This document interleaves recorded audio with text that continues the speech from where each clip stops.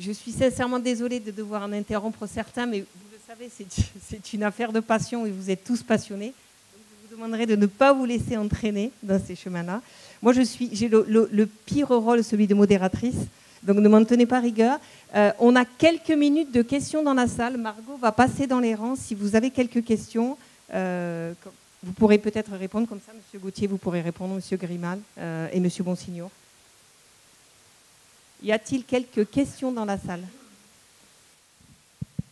Oui, je suis peut-être pas forcément très compétent, mais je suis surpris dans la comparaison domaine de Cazes et Gruissant du titre alcoolémique. Est-ce que vous pouvez vous présenter, monsieur, oui, s'il vous plaît? Je m'appelle François Auchereau, je suis à l'INRA, mais je suis sociologue, donc je ne suis pas technicien. Et donc j'ai été un peu surpris dans la comparaison Pêche Rouge et Cazes sur le titre alcoolémique.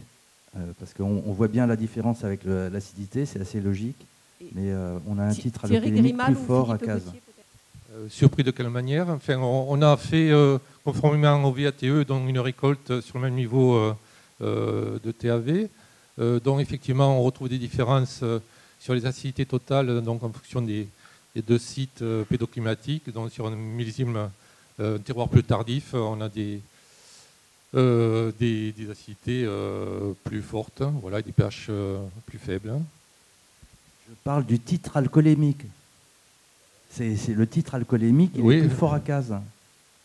Oui, en particulier pour une variété 3179. Donc on est un peu sur la surmaturité, mais globalement on est après sur le même niveau de maturité sur les deux sites. Comme dit Didier, effectivement, nous avons donc dans la VATE, on peut avoir un site à partir d'un greffage. Donc nous, on a greffé entre 2017 et 2019 ces différentes variétés. Et donc, comme je disais, on a démarré un site, le VATE, avec certainement des variétés plus équilibrées déjà, avec un système racinaire de 11 ans, puisqu'on a greffé sur un cabernet qui avait 11 ans au moment du greffage en fente. Et effectivement, comme disait Philippe, bon, les dates de récolte sur les deux sites sont différentes de par le terroir qui est différent aussi. Nous sommes sur un demi-coteau assez profond dans l'ouest audois. Et effectivement, sur le 3179, on s'est fait surprendre, on cherchait du 14,5, 14,5 et on s'est retrouvé après en cuve avec du 16,8, donc un titre alcoolémique qui était important. Mais je pense que l'équilibre des souches effectivement, on l'a plus sur le domaine de Cazes.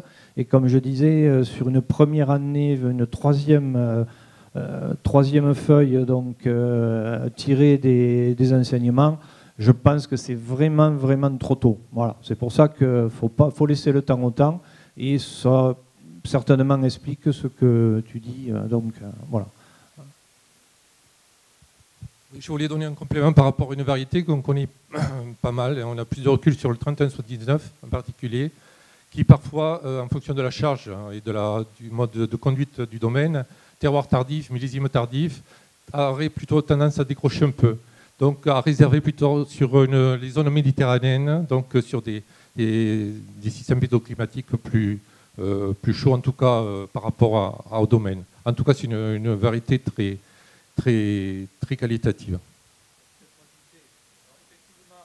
Le 3179, nous la récolte a été détruite complètement par la grêle en 2018 et le 3179, 2019, on avait 2,5 kg par pied avec une taille comme on a pu, 3-4%.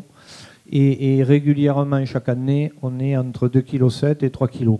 Voilà, sur une plantation, sur du 2,50 sur 80, donc on est à 12-13 tonnes. Alors nous sommes en taille Guyot, je ne l'ai pas précisé, et sur Pêche Rouge, Hernan, c'est du cordon de broyage, je pense, ça sera.